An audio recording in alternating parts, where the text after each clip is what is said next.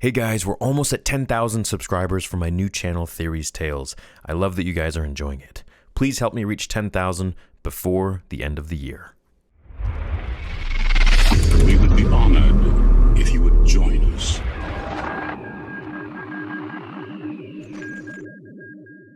How you doing, guys? Welcome back to another video where we're going to be examining a snippet from the making of Revenge of the Sith. Now, this is a scene near the end of the movie on set with George Lucas, Hayden Christensen, and Ewan McGregor, where Anakin has just been slain by Obi-Wan and George is directing them on how to execute the scene. So, there's some extra dialogue here which I want to go over, some pretty surprising dialogue, one of which I've made a video about years ago, I think like 7 years ago now. Time flies. And in this one, George is actually talking about the dialogue of Anakin asking Obi-Wan for help, and there's some extra bits in there as well.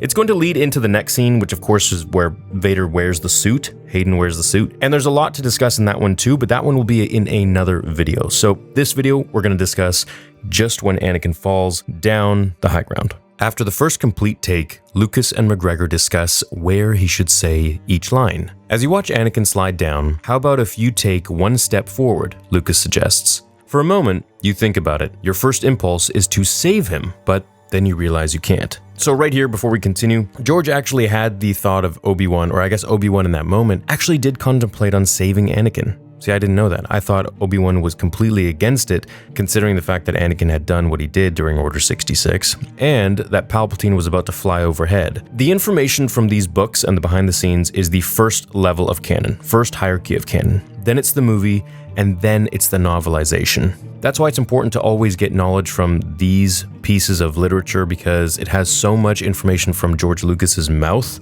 whereas of course the novels are coming from, Matthew Stover, whoever else, which is approved by George Lucas, but it's not firsthand as canon as what George would say for his movie. So Obi-Wan in that moment was actually thinking about saving Anakin, but realizes, nah, he can't. As the takes multiply and the actors find their rhythm and emotions, the scene becomes more and more powerful. Christensen yells, "I hate you." McGregor says, "I love you, but I will not help you." Lucas explains that what Obi-Wan's really saying to Anakin is, "You were our only hope, and you blew it. Now we don't have any hope." After Anakin implores Obi-Wan to save him, George asks Ewan to say, "I will not," softer, almost to himself. After he bursts into flames, Lucas directs, it's as if you're talking to a dead person, to a piece of toast.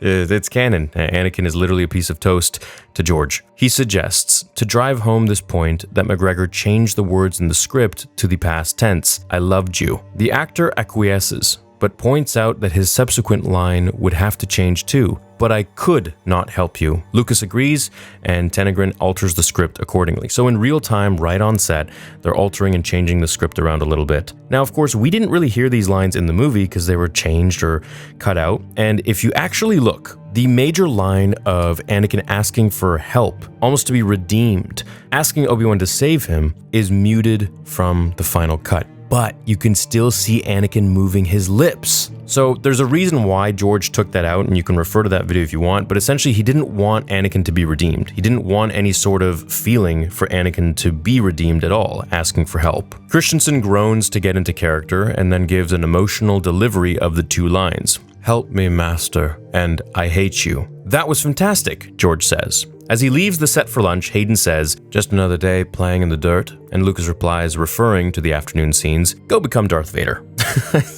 Dude, I can't believe, I can't imagine what it was like being Hayden back in that day, just like you finish this massive scene and then, just go put on the suit and become Darth Vader for the final moments. So the next little bit goes over, that whole scene where Vader does come out of the chamber, come out of the operating table, or come off the operating table. And we'll get into that in its own video in the next one. However, in this one, I want to talk about a few things which I mentioned. In particular, how Anakin was supposed to ask Obi-Wan for help, but George cut it out and muted it out, but it was still in the film. And we learned because George didn't want Anakin to be redeemed, or for the audience to think that Anakin wanted redemption or help. And the fact that Obi-Wan was actually going to help him for a moment, he thought about it. Which leads into a whole new fanfiction of what if Obi-Wan did save Anakin on Mustafar. Now, I covered this in a previous fanfiction, I think maybe 6 years ago or so, but I would love to make another one, you know, going on a completely different timeline or tangent or story or ending. So anyways, that's what I have to say about this, about Anakin and Obi-Wan in this scene, which is directed by George. I love these little pieces of information. Let me know what you think about it. Let me know if you enjoyed this, and let me know if you're excited for the next video, which will be about Anakin, well, Darth Vader, coming off of the medical chamber in front of Palpatine. Thanks so much for watching today's video. Hope you enjoyed it. Please leave a big fat like on the video if you did enjoy this type of content, and let me know what color the thumb changes to. YouTube's done this thing where if you press the like button, it can change to red, black, blue, or white, I believe. Have an awesome rest of your day, and I'll catch you guys in the next one. Until then, remember, the Force will be with you always.